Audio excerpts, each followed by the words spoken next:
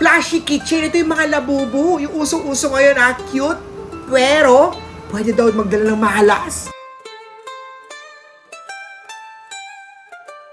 Alamin ang feng shui dito.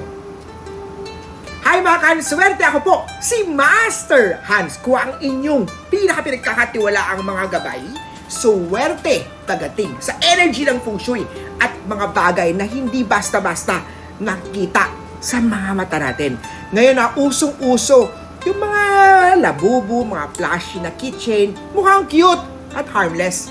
Diba?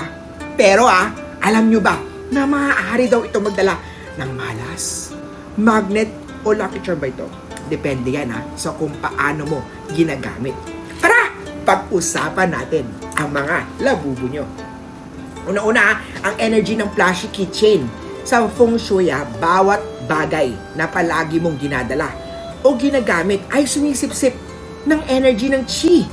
Kaya ang mga flashy kitchen, mga labubu nyo, dahil madalas mong nahawakan, isabit sa bag, o parang sponge yan. Good luck o bad vibes ba? Kapag masaya ka, inspired o maganda, ginagawang maganda nito. At nag-absorb yan, yung labubu mo, yung flashy mo, ng good luck. Pero kung pagod, galit, at palagi kang stress, parati ka napupunta yung mga negative energy niya sa mga labubu, sa mga flashy mo. Galit, at palagi. Delikado kung hinahawakan ito ng iba. Lalo na kung hinahawakan ito ng mga etsyosera mo, mga katrabaho. Yung mga katrabaho mong inggit sa'yo, yung mga masasamang energy, mga inggit, may galit sa'yo, may papasa nila ang negative energy sa labubu mo. At kapag bumalik ito sa'yo, ikaw ang posibleng tamaan ng kanilang mga inggit, bad luck energy. Pwedeng magkamala sa biyahe, sa trabaho, sa love life, sa pamilya o sa kalusugan. Kaya huwag basta-basta, bawal hawakan ang flashy mga keychain mo, mga labubu mo. Lalo na kung feeling mo ito ay lucky charm mo. Huwag mong papahawak yan. Proteksyonan gamit, lagyan niya ng mga casing, acrylic mga casing. Kung gusto mong makaiwas sa mga negative na etyoserang energy nila, ilagay yan sa acrylic na plastic casing, yung mga flashy keychain mo, mga labubu mo. Dahil ito ay nagsisilbi na energy barrier na pinipigilan ang malas na pumasok at napapanatili niya ang good chi energy sa iyong labubu o iyong kitchen o flashy kitchen. Isipin mo ito, energy force field ang iyong flashy kitchen. Isa pa, ang pagbibigay ng intention. Bago mo gamitin itong labubu, itong flashy kitchen mo, importante na pagbibigyan ng intention. Paano ba lagyan mo ng intention itong labubu mo nito? Hawakan ito, hipan dahan-dahan at sabihin, taglay mo ang swerte at proteksyon.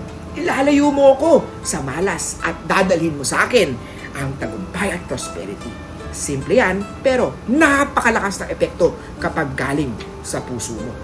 Number 5, cleansing ritual. Minsan sa isang buwan, i-cleanse mo yung mga labubu mo. Padaanan mo ng usok. Insenso, sage. Ilagay yan. Ibilagyan ilalim ng full moon. Pwedeng lagyan ng clear quartz sa tabi nito para mas lalong sumipsip yan ng good luck energy. O paano? Mga swerte. Yung mga mahilig sa mga flashy kitchen, mga labubu. Tandaan natin na hindi lang basta-basta palamuti ito. Isa itong energy companion na pwedeng magdala ng swerte. Pwede rin magdala ng kamalasan. Depende yan sa pagtrato mo sa minamahal mong labubu. Sa panahon ngayon, kahit ang maliit na bagay ay may malaking epekto. Kaya, siguraduhin natin na laging itong protektado.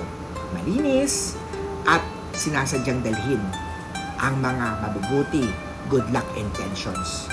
Ako po si Master Hans Kua na lagi nagsasabi ng walang swerte kung walang feng. Message me, like, share, at comment. Paano? Kita tayo sa next feng shui video with Master Hans Kua.